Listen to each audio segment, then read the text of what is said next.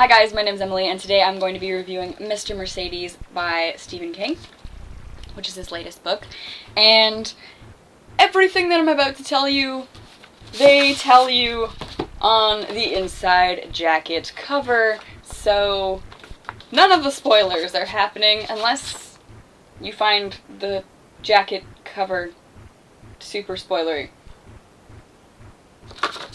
Anyways, Mr. Mercedes is the latest novel from one of my favorite authors. I have a whole shelf dedicated to Stephen King. The book starts with a brutal killing of 8 people by someone in a Mercedes, and they get away with it.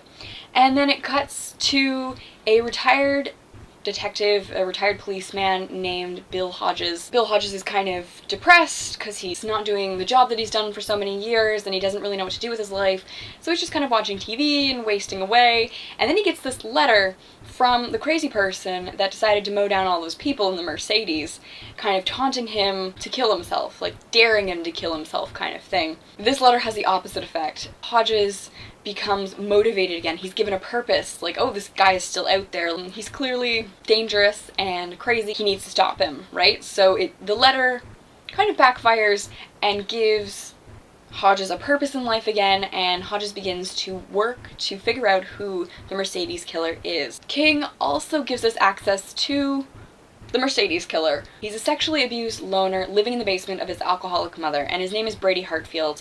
Hartfield really wants to experience the rush of killing again, which is kind of disturbing, and so we get to see him plotting his next big event.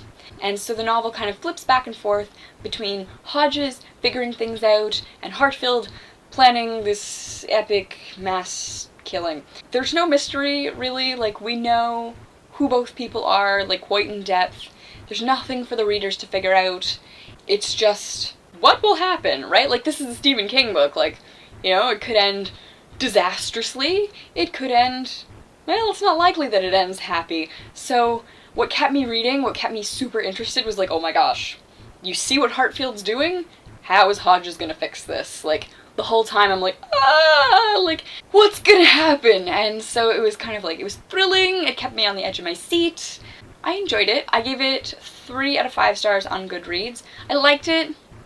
I didn't love it as much as I love some of the other novels by Stephen King. This kind of like thriller action thing isn't usually my cup of tea. Like, I prefer a mystery so I can figure out what's going on. Like, I want to be the detective alongside the detective in the novel, or just, you know, the normal weird paranormal, like, supernatural kind of Stephen King stuff where you think you can solve it, but you can't because there's that supernatural element. You kind of have to suspend your disbelief for the novel to work. This is a very, like, realistic crime novel, so a little disappointing. Not a bad novel, just not my favorite. If you kind of like those kind of thrillery, crime, action novels, you might really enjoy this. Characters are really well developed. I really liked all of the characters that were introduced, and I hated the ones I was supposed to hate, so I thought that was done well. As per usual, the writing was done in Stephen King's own awesome style. It was well written, well developed, just wasn't my cup of tea.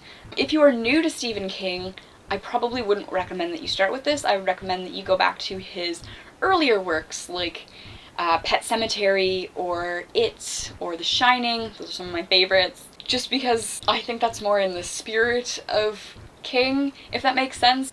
Mr. Mercedes, 3 to 5 stars. I liked it. I probably won't read it again, but I liked it. Thank you for watching. Bye.